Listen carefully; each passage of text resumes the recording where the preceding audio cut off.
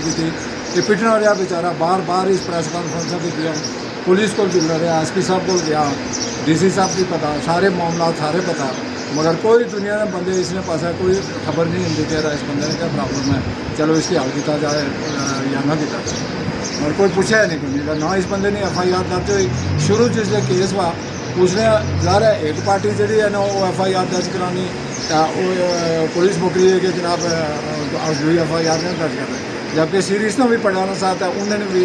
आपसी जोड़े मामला से उन्हें भी अगे पूरी चोटा से वो खैर पुलिस की सारे मामला पता, मगर चलो इन्वेस्टिगेशन है फिर पता चल सी, मारा से पक्का शक है कि उसे मारी दे लड़का है, उस तो अलावा और कोई ऐसा चक्कर नहीं है, क्योंकि इसने डेड बॉडी ये शहादत नहीं दे रही है कि इसकी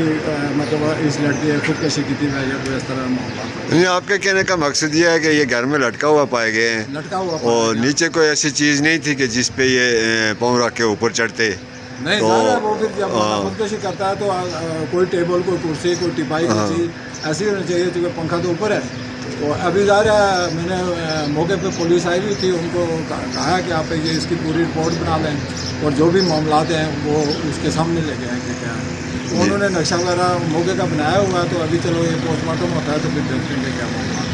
और हमारा ये पक्का शक है कि किसी ने इसको मार के लटकाया हुआ। आपको शक है कि जो इनके मुखालफिन थे उन्होंने इनको कत्ल कर नहीं किया, क्योंकि उसके अलावा तो ये चांस ही नहीं है।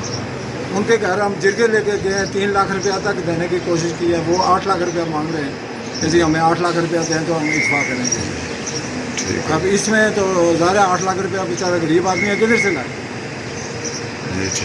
आगे बढ़ें और आपको बताएं कि रावलाकोट के नवाही इलाके ढंडी पानेोला से ताल्लुक रखने वाले साबिक पुलिस एहलकार सैयद खलीक हुसैन शाह ने इल्जाम आयद किया कि पुलिस अदालती अहकामात के बावजूद मुझ पर कातलाना हमले के मुल्जिमान के खिलाफ कार्रवाई करने से गुरेजा है। सैयद खलीक हुसैन शाह ने प्रेस कॉन्फ्रेंस करते हुए कहा कि हाईकोर्ट के नायब कासद सैयद मजहर हुसैन शाह, साबिक फौजी सैयद खिजर हुसैन शाह और इसकी अहलिया ने 25 जुलाई की रात मेरे घर पर हमला किया और मुझे जख्मी किया। मेरे थाने पहुंचने से पहले ही हमलावरों ने मेरे खिलाफ FIR दर्ज करवाई हुई थी और मेरी बात सुने बगैर ही मुझे हवालात में बंद कर दिया गया। ताहम बाद में मेरी जमानत मंजूर हो गई। मुतासरा साबिक पुलिस एहलकार ने कहा कि मेरी मेडिकल रिपोर्ट में वाज़ेह है कि मुझे किस तरह तशद्दुद का निशाना बनाया गया। मुल्जिमान ताल्लुक और असर और रसूख की बुनियाद पर न सिर्फ मेरी अराजी पर काबज होने के दर पे हैं, बल्कि मुझे रास्ते से हटाने के लिए कुछ भी कर सकते हैं। मजीद कहा कि पुलिस अदालती हुक्म के तहत हमलावरों के खिलाफ कार्रवाई करे और मुझे इंसाफ फराहम किया जाए।